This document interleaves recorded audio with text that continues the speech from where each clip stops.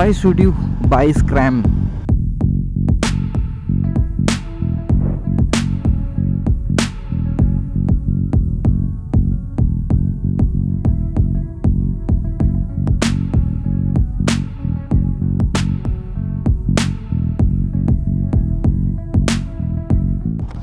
দেখো এই পাথরটা আর আমার বাইকের গ্রাউন্ড ক্লিয়ারেন্স কিন্তু কোনোভাবে এফেক্ট হচ্ছে না। দেখো আমার ব্যাস প্লেট, যেটা ব্যাস প্লেটটা পর্যন্ত টাচ হচ্ছে না।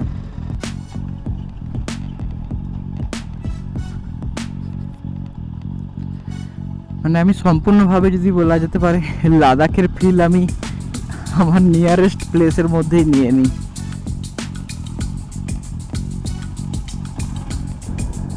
যাকে বলো একটা মিক্সার, একটা মিক্স আপ একটা বাইক বলা যেতে পারে। একটা বাইক নিলাম, সেই বাইকটার মধ্যে একটু মশলা দিলাম, কিসে একটু অফরোডিংয়ের মশলা দিলাম, আচ্ছা তারপরে একটু হাইওয়ে ক্রুজিংয়ের মশলা দিলাম, আচ্ছা তারপরে একটু সিটি ট্রাফিক বা সিটিতে ম্যানুভার করার জন্য একটু মশলা দিলাম। এই তিনটে মশলা মিক্স করে যদি কোনো একটা বাইক হয় সেটা হচ্ছে যে scrambler. Hello guys, welcome to my new vlog. So আজকের ব্লগটা শুরু করছি আরেকটা নতুন ভিডিওর সাথে। আর তোমরা দেখতেই পাচ্ছ একটা নতুন জায়গা আর নতুন রাস্তাদের মধ্যে দিয়ে আমি রাইড করছি। এই রুটটা বা এই জায়গাটা আমি ফার্স্ট টাইম ক্রস করছি, তো যার জন্য আমি গুগল ম্যাপটাও লাগিয়ে নিয়েছি। বাট আমার এই যে মোবাইল মাউন্ট, এটা হচ্ছে যে খুব বাজে একটা মোবাইল মাউন্ট। তো এইরকম হিঞ্চওয়ালা যে মোবাইল মাউন্ট, সেটা আমি কাউকে রেকমেন্ড করব না, কারণ ঘন ঘন একটু গজকান বা একটু খারাপ রাস্তায় আসতেই এদিক ওদিক চলে যাচ্ছে বা এদিক ওদিক হয়ে যাচ্ছে ফোনটা। এই দেখো, তো সত্যি এটা খুব বাজে। এর থেকে এর আগের যে মোবাইল মাউন্টটা ছিল সেটা অনেক ভালো, সেটা বেশ স্টেবল থাকতো।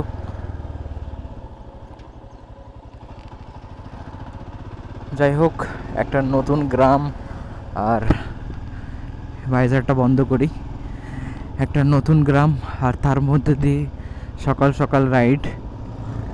আর আজকে আমি তোমার সাথে শেয়ার করব why should you buy Scram other than other bike. কেন তোমরা স্ক্র্যাম বা স্ক্র্যামলার প্রজাতির বাইক বা স্ক্র্যামলার টাইপের বাইক কিনবে বা কেনা উচিত।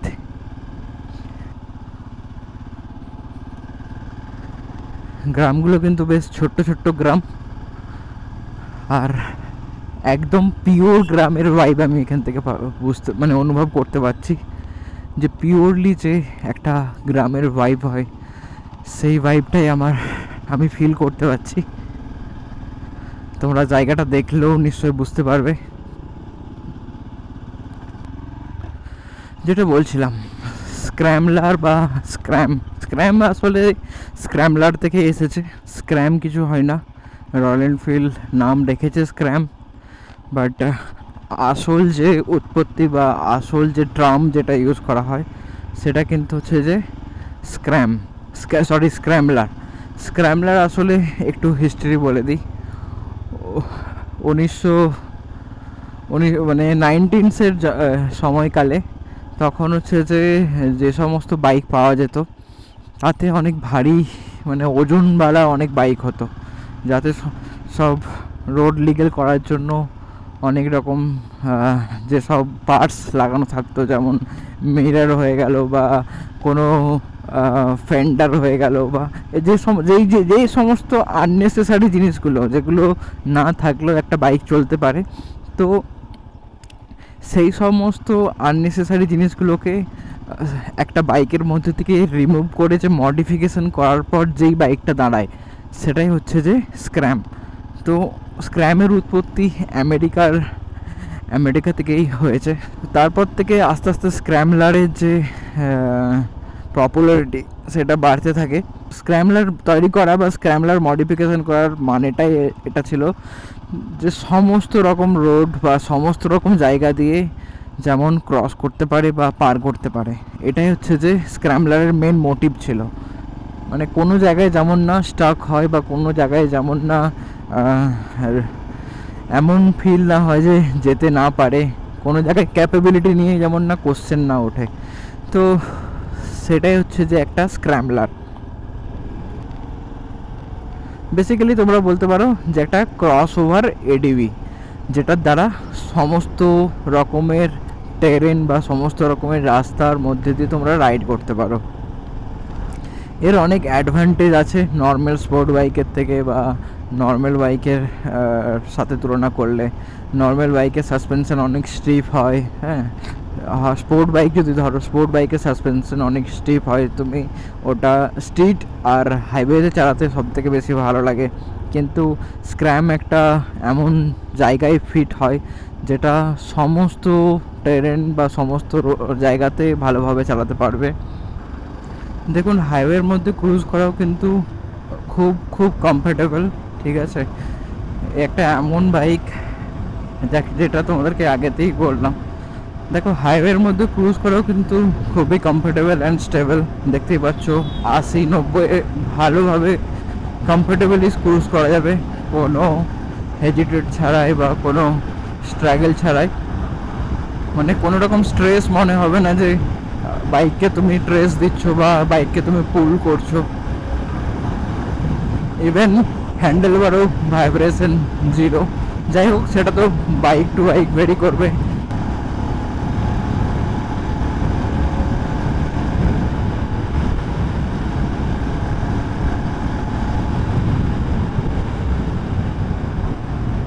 আর আমাদের ইন্ডিয়ান রোড কন্ডিশন হিসাবে 90 থেকে 100 এটা হচ্ছে যে মানে সেফ জোন বলা যেতে পারে বা সেফেস্ট ক্রুজিং স্পিড বলা যেতে পারে।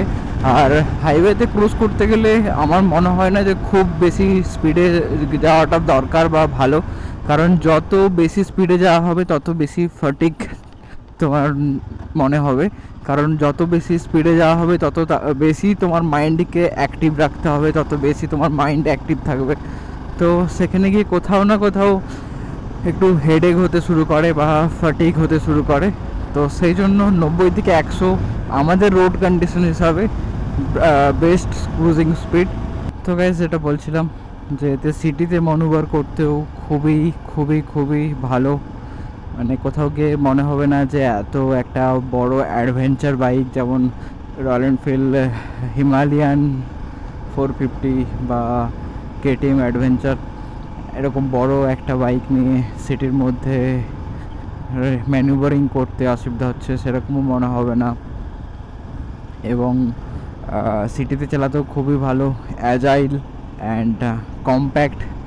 আর সাথে হচ্ছে যে যতগুলো স্ক্র্যাম্বলার আছে তাতে সব 19 ইঞ্চের হুইল ইউজ করে, যার জন্য অফরোডিংও ভালো পারফরমেন্স করে।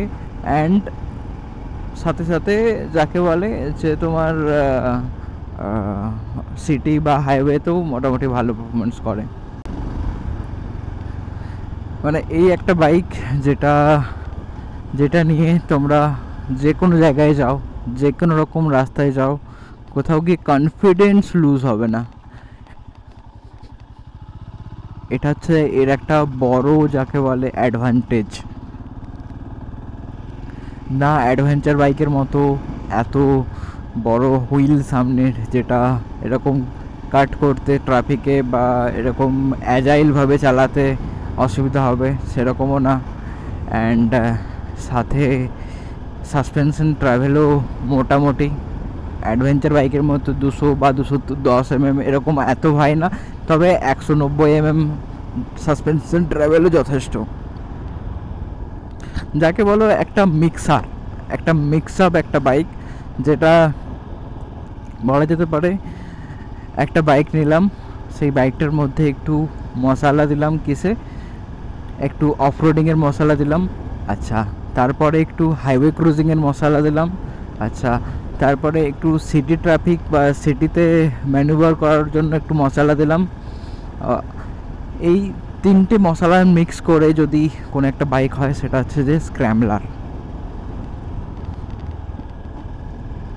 তাই জন্য এটা একটা পারপাসফুল বাইক, যেটা কোনো সময় মনে হবে না যে এই বাইকটা নিয়ে ভুল করলাম, কারণ এটা তো আমি পাহাড়েতে আমি সবসময় যাই না। অনেকের কোশ্চেন হতে পারে যে আমি তো পাহাড়ে সবসময় যাই না, তাহলে কেন আমি অফরোডিং বাইক নেব? এটা একটা ভালো কোশ্চেন। যে ও ময়ূর, ও মাই গড, দেখো আমার সামনে দিয়ে ময়ূর উড়ে গেল। জানি না দেখতে পাচ্ছ কি না, আমি জুম করে দেখানোর চেষ্টা করব আমার মোবাইল ফোনের ক্যামেরা দিয়ে। অনেকটা দূরে চলে গেল, অনেকটা দূরে চলে গেল, দেখা যাবে না। সরি বন্ধুরা, ক্যাপচার করতে পারলাম না, বাট ময়ূরটা বেশ ভাবে মানে লাফিয়ে এইখানটা থেকে রোডটা ক্রস করলো উড়ে গিয়ে। এই জন্যই আমি এই জায়গাটাকে এত ভালোবাসি। আর কিছুদিন ধরেই কিন্তু বৃষ্টি হচ্ছিল, যার জন্য গাছের পাতাগুলো একটু একটু বেরোতে শুরু করেছে। তোমরা দেখতে পাবে যে হালকা হালকা একটু সবুজ ধরন নিচ্ছে জঙ্গলটা। আমি যদি এখানটা দাঁড়াই বুঝতে পারবে যে হ্যাঁ দেখো ভেতরটা কত একটু সবুজ হতে শুরু করেছে।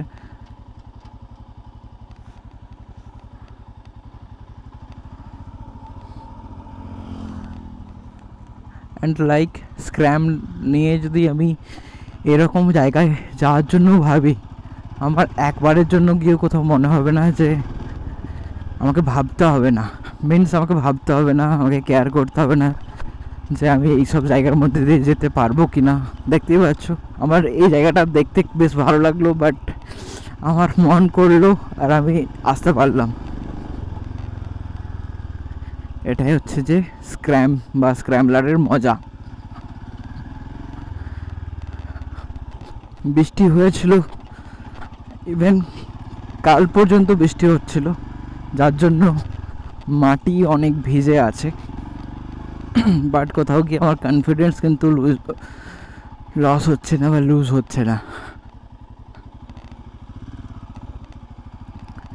এটাই হচ্ছে যে স্ক্র্যাম বা স্ক্র্যামলারের আসল।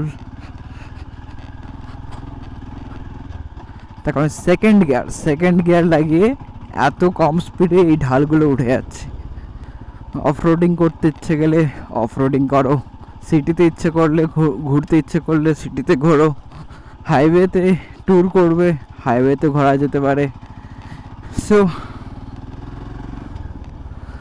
কোথাও গিয়ে নিজেকে রেস্টে করতে হবে না, বা নিজের বাইকটার জন্য তোমাকে কোথাও গিয়ে ফিল করতে হবে না যে এখানটাতে বা এই জায়গাটাতে গিয়ে আমি হয়তো ভালো করতে পারবো না বা ভালো মজা করতে পারলাম না। So that's why স্ক্র্যামলার।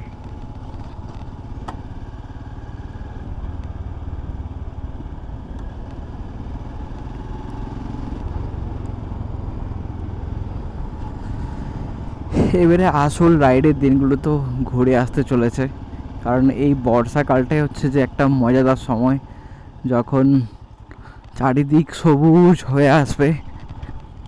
এই কিছুদিন ধরে এমনভাবে শুরু হয়েছিল বৃষ্টি, মনে হচ্ছিলো যেমন বর্ষা চলেই এসেছে, বাট বর্ষা আসতে এখন একটু দেরি আছে।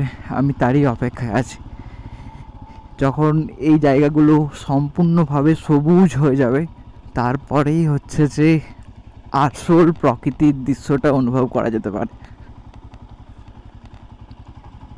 প্রকৃতির আলাদা আলাদা রূপ, আলাদা আলাদা সময়, আলাদা আলাদা মনসুনে একটা আলাদাই অনুভূতি বা একটা আলাদাই এক্সপিরিয়েন্স কিন্তু করা যায়।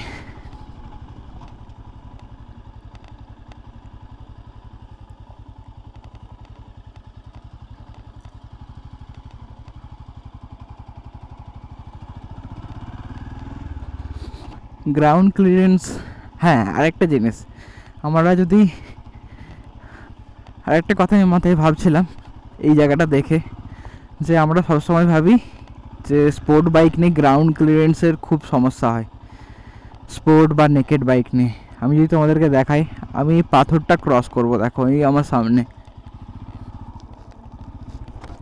দেখো এই পাথরটা আর আমার বাইকের গ্রাউন্ড ক্লিয়ারেন্স কিন্তু কোনোভাবে এফেক্ট হচ্ছে না। দেখো আমার ব্যাস প্লেট যেটা ব্যাস প্লেটটা পর্যন্ত টাচ হচ্ছে না। আমি বাইককে ভালোভাবে কিন্তু মুভ করতে পারছি। অ্যান্ড এই যদি পাথরটা দেখো তোমরা বুঝতে পারবে যে কতটা বড় একটা পাথর। তো এটাই হচ্ছে যে অ্যাডভান্টেজ এই সমস্ত বাইকগুলোর। কোথাও গিয়ে নিজেকে মনে করতে হবে না ও এখানে এত বড় বড় পাথর পার করতে পারবো কি না।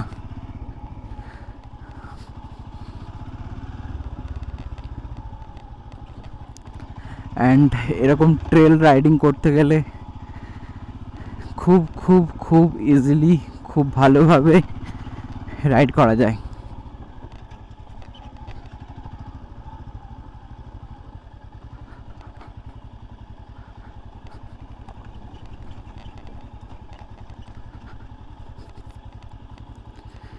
মানে আমি সম্পূর্ণভাবে যদি বলা যেতে পারে লাদাখের ফিল আমি আমার নিয়ারেস্ট প্লেসের মধ্যেই নিয়ে নিই।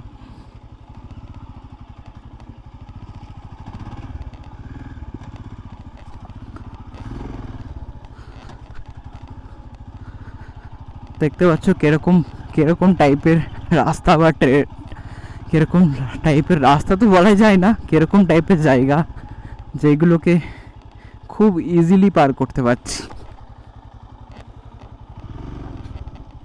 ইভেন এই সমস্ত নালাগুলো এই বাইকটা বা আমার জন্য কিচ্ছু না।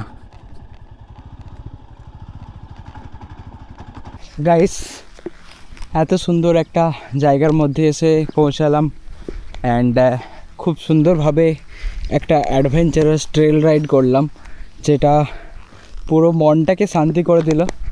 তো দিস ইজ স্ক্র্যাম, অ্যান্ড এই স্ক্র্যামের জন্য বা স্ক্র্যামলারের জন্যই এটা পসিবল।